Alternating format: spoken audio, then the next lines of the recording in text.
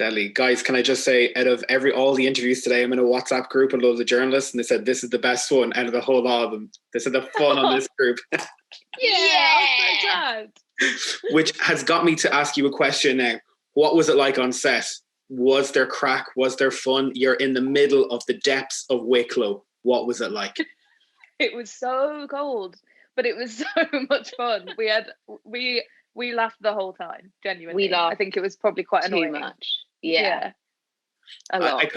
I kind of find with people in Ireland, when we find out that something has been made here, we kind of take hold of it and we won't let go of it. It's kind of like, our boyfriend or girlfriend of the time. Did you get to explore Kilruddery? What was that like? Did we get to? We didn't really. We kind of we had a look around wherever we were filming. We got to sort of explore around there and all the lovely scenery. Yeah. I mean, actually, did you go on that hike at the weekend? Because I was away that weekend. No, I didn't go on the hike. That was a group of them went on the hike. They got to see a lot more. There were a few coffee shops that we went, like a coffee shop that we went to. Do you remember? We went. I can't remember whereabouts, but I know it was in Kilruddery. Yeah. I mean, there was like a lovely farm, and it was like a farmer's market. Yeah. We got to do that. That was lovely. But most of the time we were just in tents in the rain. Oh, Christ. It's raining now, by the way, so that's why I have my jumper on. It's cold. Did you take anything from the set? Like, it was all wrapped up, all done with. Was there anything that you were like, oh, this is going to be my thing now for the next while. I'm going to nick it, put it in my pocket and run away with it? No, I mean, they were quite... Imagine if I was like, I took a couple of the cameras. I didn't take anything. I don't think I'm sneaky enough. I don't think I'd get away with it. I'm too bait.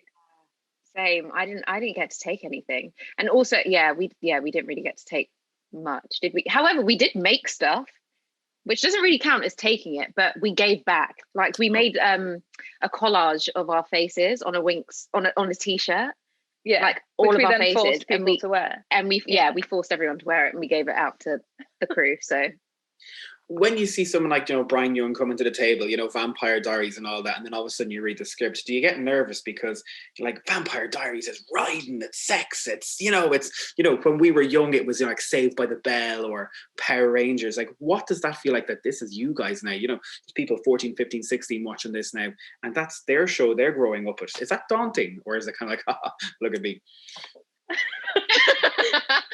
It's pretty daunting, actually, especially because I found a little bit that the fact that a lot of the fans are of the same age as the characters, and there's a lot of teenage fans is kind of coming into, because I've just come into that world on social media, because I didn't really have it before, but just coming into it, I'm like, I feel a bit like I'm at school again. I feel like the new kid at school, and I'm like, please, everyone like me. And I'm trying to sort of feel similarly to how you do when you are like 16 and you're like, how do I seem cool?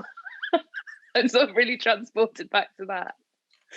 And do you watch social media? Because that must be a weird thing, because everyone's in lockdown at the minute. I know in the UK and Ireland, is this a thing now where you slip onto social media to see like what the fans are thinking, what to think of the storylines yourselves? How does that play a role for you guys, or do you just ignore it? I quite like Twitter, especially because there are loads of theories on Twitter, and I love reading what fans are expecting and what they think is going on in like particular scenes. Like, I enjoy that, and I feel like it's sometimes it's really nice to engage with the fans and like see what they're thinking. Do you favorite anything that they can kind of go, oh, are you giving us some hints of what's going to happen, or is it very much like you're watching just from the side and not pressing anything? I tend to like we favorite their fan cams. Oh, you love a fan cam? I love a fan cam. I kind of feel like we on the group chat we should discuss what agendas we want to push if we get a series 2, and then we can decide what to like then. Because at the moment I'm like, I don't want to step on anyone's toes, but maybe that's the plan. Fingers crossed. And here's the thing I'm going to push onto you guys now, right? Because like there's magic and fairies and all that sort of stuff. Imagine a crossover episode with Bridgerton or something like that. Do you think? I would love that. Yes, we were talking about this earlier actually. Of I feel like me and that Tara and Penelope Featherington would get on really well. I feel like they have very similar energy. I think that would be a good crossover. I'd just be chilling with Lady Danbury.